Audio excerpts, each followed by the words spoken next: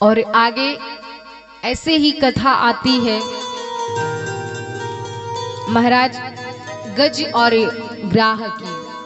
कहे कि एक त्रिकुट नाम का पर्वत था जिसमें जहां पे एक राजा रहता था, हाथियों का राजा, जिसकी 50 पत्नियां थीं और 150 पुत्र थे, जिसका नाम गजेंद्र था। गजराज नाम से जिसको विभूषित किया गया था, बड़ी शक्तिशाली था।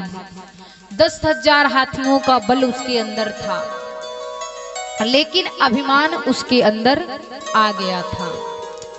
देखिए, कहते हैं कि जीवन में महाराज सब कुछ करिए, लेकिन अभिमान को अपने अंदर मत आने दीजिए। व्यक्ति सोचता है सब मैंने किया है, सब कुछ मैंने किया है, लेकिन आप जीवन में जो भी कार्य करो ये मत कहो कि मैंने किया है, सब मेरी वजह से हुआ है। नहीं, अभिमान से बचने का सिर्फ एकमात्र उपाय है क्या? श्री हनुमान जी महाराज की, श्री भक्तवत्सल भगवान की। तो कहे कि अभिमान से व्यक्ति को जीवन में बचना चाहिए, और अभिमान से बचने का सिर्फ मात्र एक उपाय है कि महाराज जो भी काम करो, जो कुछ भी करो, ये नहीं सब मैंने किया, सब भगवान की कृपा से हो रहा है, सब भगवान ने किया है। जिस दिन आपके मुंह पे ये शब्द आ जाएगा, आपके जीवन में अभिमान नहीं आ सकता। तो फिर कहे, लेकिन जो गजेंद्र था उसके अंदर अभिमान आया। उसकी 50 पत्नी, 150 पुत्र थे, और उनके साथ एक जगह जब सरोवर में स्नान करने के लिए गया, हाथी को जल में स्नान करने का शौक होता है, परिवार के साथ खेलने लगा। चारों तरफ खड़े जीव जंतु उसकी जय जयकार करने लगे। कहे महाराज गजेंद्र ने उन सबके तरफ देखा, बोला, कहा तुम लोग हमारे राज्य में हो, कोई कष्ट तकलीफ होगा तो हमसे आके कहना, हमारे राज्य में कोई दुखी नहीं रह सकता। और कहते हैं कि जब वो जल में क्रीड़ा कर रहा था, उसी जल में रहता था एक विशाल ग्राह। ग्राह ने आकर के गजेंद्र के पांव को पकड़ लिया, रक्त शोषण करने लगा। उसने सोचा कोई छोटा मोटा जीव जंतु है, इसको पता नहीं कि राजा का पैर पकड़ा है, जब पता चलेगा तो आके माफी मांगेगा। लेकिन अब धीरे धीरे वो उनको जल के अंदर खींचना शुरू किया, रक्त शोषण शुरू किया। तो कहते हैं गजेंद्र ने नीचे जब जल में नजर डाल करके देखा, तो क्या देखा? विशाल ग्राह ने उसके पांव को पकड़ रखा है। अब आवाज लगाता है अपने बच्चों को, अपनी पत्नियों को कि हमारी सहायता करो, मदद करो। बच्चे पत्नी सब स्नान छोड़ करके आए, मदद करने लगे, सूंड में सूंड मिला के खींचना शुरू किया। 3 महीने हो गए खींचते खींचते। ग्राह ने जब गजेंद्र के पांव को नहीं छोड़ा, बल्कि और अंदर जल में ले जा रहा था। बच्चों ने अपनी सूंड को हटाया और चल दिए। गजेंद्र पुकारता है, अरे बच्चों कहाँ जा रहे हो संकट की घड़ी में छोड़ करके? बच्चों ने कहा, पिताजी मैंने बहुत कोशिश किया, लेकिन आप जल से बाहर नहीं निकल रहे हो, इसलिए अब हम थक गए, हम जा रहे हैं।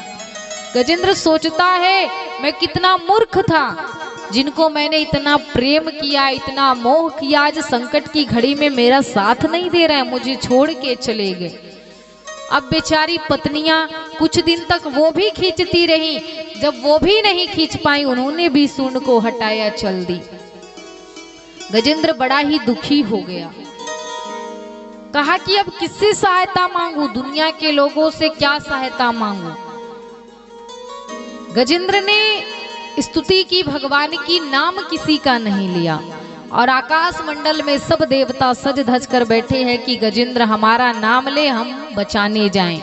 भगवान ने सोचा जो किसी का नाम नहीं है वो मेरा नाम है, ये मेरी स्तुति कर रहा है, बचाने नहीं गया तो फिर ये मर जाएगा। भगवान ने गरुड़ जी से कहा, गरुड़ जी आओ, जल्दी चलना है।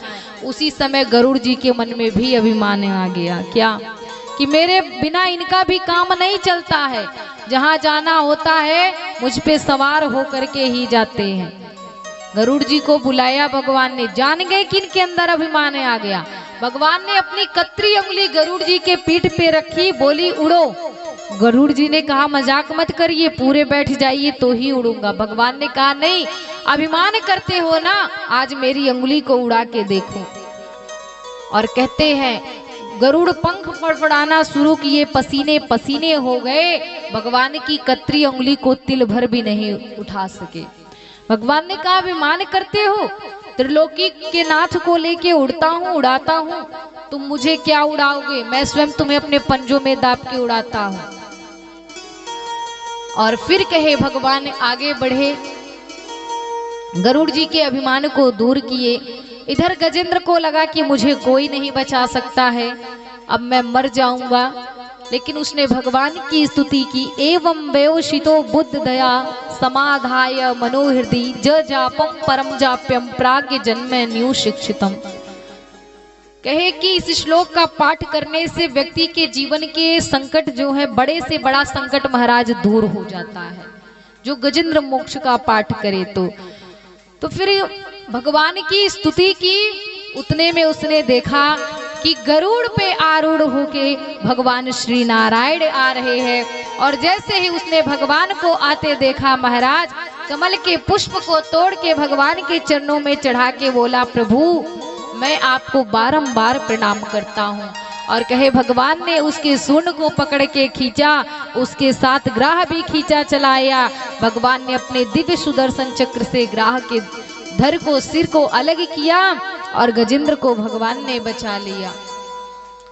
कहे इस प्रकार से भगवान गजेंद्र के प्राणों की रक्षा करते हैं और ग्राह को मुक्ति मिल गई, गजेंद्र को भगवान ने बचा लिया।